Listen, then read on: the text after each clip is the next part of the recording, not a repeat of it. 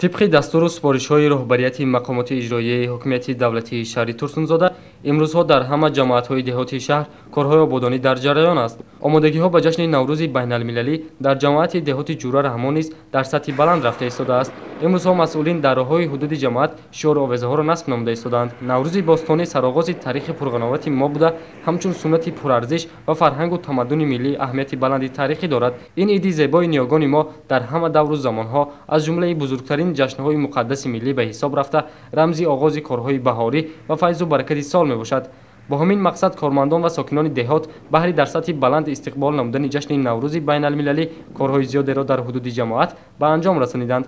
مکان برگزاری جشن نوروز جماعت دهاتی جوره رحمان این مؤسسه تحصیلات میانه عمومی رقم 119 دهه تایچی میباشد. کارمند جماعت مذکور الهام خوجاقلوف در صحبت با ما قید نمود که امروز در مکان برگزاری جشن نوروز نیز آمادگی‌ها جریان دارد. امسال نوروز بین المللی در شهر ترسونزاده برگزار می گردد.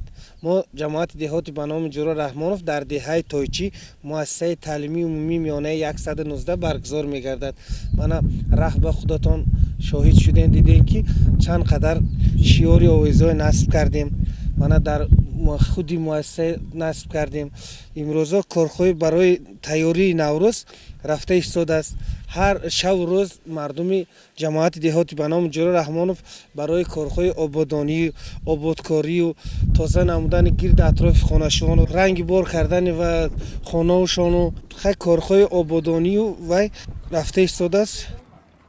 ساکنان دهه تایچی امروز برای آباد و تازه نگاه داشتن محل خود به حشر دستجمعی برآمده راهی بین دهه و جایهای آبگذر را تازه نمودند. من رئیس کمیته محله تایچی ده سبای سیرحمان اویدی آبادانی مرکزی محلمون انا یک خطور مردم برو بردیم در مسئله تازگی بود.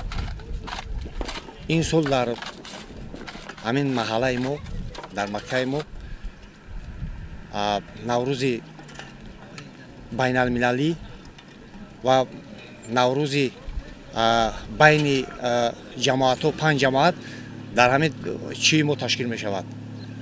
در این مکتب ما تشکیل می شود. در باید همین ما هم مسئله آبادانی رو بین مردم وای کردیم که همین مهمون ها از کجایی که بیاین مثال مسئله آبادانی در یگون گپ زیادی نباشد. کارمندان مرکز سلامتی دهوی تایچی نیز بهر سزاوار استقبال نمودن جشن نوروز بین المللی سهمگذاری نموده در نزد کارگاه خویش شعار و آوازه‌ها را نصب نموده ایستادند. باعث سرفرازی است که جشن ملی نیاگان ما نوروز خجستپی با پیشنهاد جمهوری تاجیکستان و پشتیبانی یک قطار کشورهای جهان از جانب مجمع عمومی سازمان ملل متحد مقام بین المللی گرفت و در یک قطار کشورهای جهان با شکوه و شهامت خاصه تجلیل می‌گردد. گزارش دلاور رشیدوف، ظفر حسنوف برای برنامه اطلاعاتی خبر.